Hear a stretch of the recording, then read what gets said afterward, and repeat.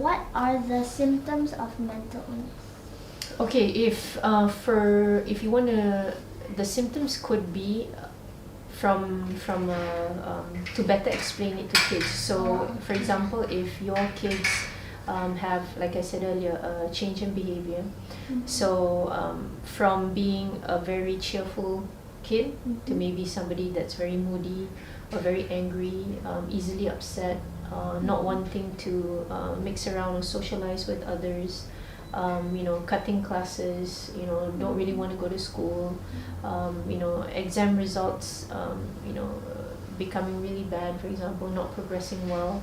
And mental health condition can also manifest into physical symptoms. So, for example, if your child, gets a lot of headaches or upset stomach or not feeling well a lot, it could also manifest that way.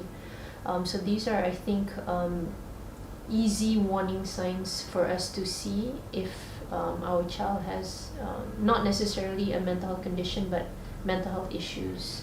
And if you see these happening to your child, I think it's very important to have that conversation, reach out and provide early intervention before it gets worse.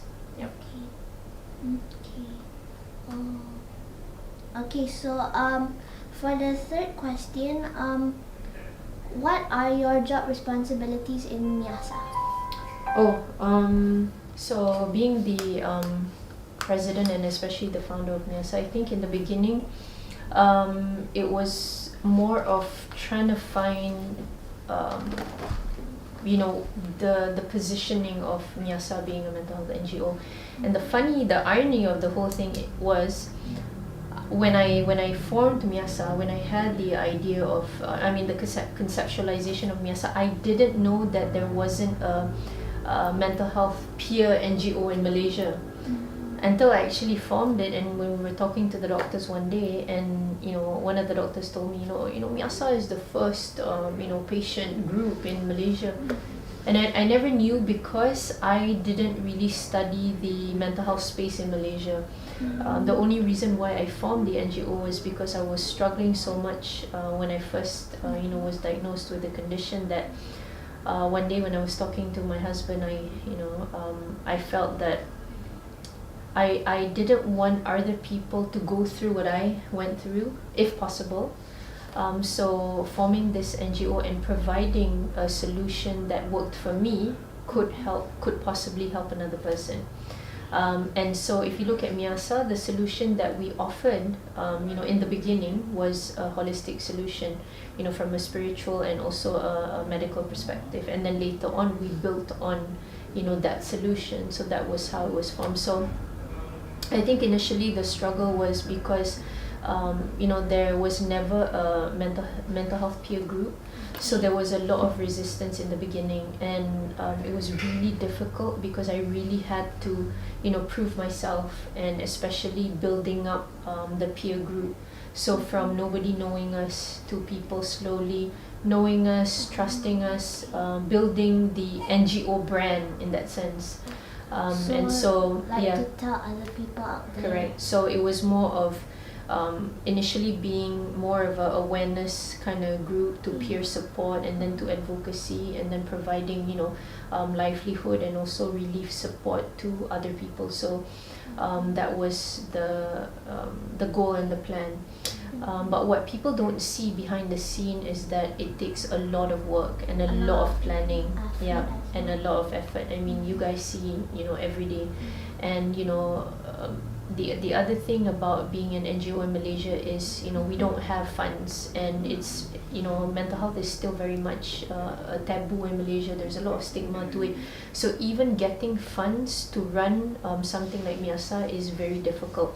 So initially what happened was with the business that I had, so I have an Islamic academy.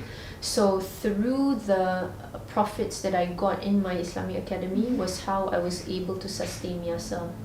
And then slowly through some of the work that we've been doing, especially with corporations, that was how we were able to get some funds in, and then going to Parliament and then going to the ministry, presenting, and all that. That was how slowly the funds started coming in. So it's actually a lot of hard work, and I always say it's blood, sweat and tears, because really it is. And I think this is something that we have to constantly do, and of course there's a lot of capacity building that needs to happen as well. So I think one of the fortunate things that has happened is Dr. Kadir, our advisor, introduced me to Bhargavi, who is the founder of TCI Asia Pacific. And after I met Bhargavi and she saw the vision that I had for Miyasa, and we were even in one symposium, and she was really impressed with the presentation that I did, because I did a presentation on spirituality and mental health. And finally she invited me to Bali, and now Miyasa is a member of TCI Asia Pacific, which is transforming communities for the inclusion of people with psychosocial disability. And inclusion isn't something big in Malaysia. I think that's one of the things that we lack in Malaysia. So in Miyasa we champion we call it the human rights approach to mental health. In the human rights model, peers are actually an active collaborator where we contribute to society and into the open community that we're in.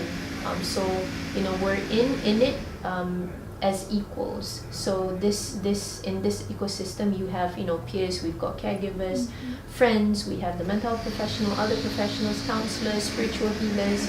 Everyone has a role to play to become that support system, but in an open community. That means choices, flexibilities, education, employment opportunities, social security. So it's a lot of things. Yeah.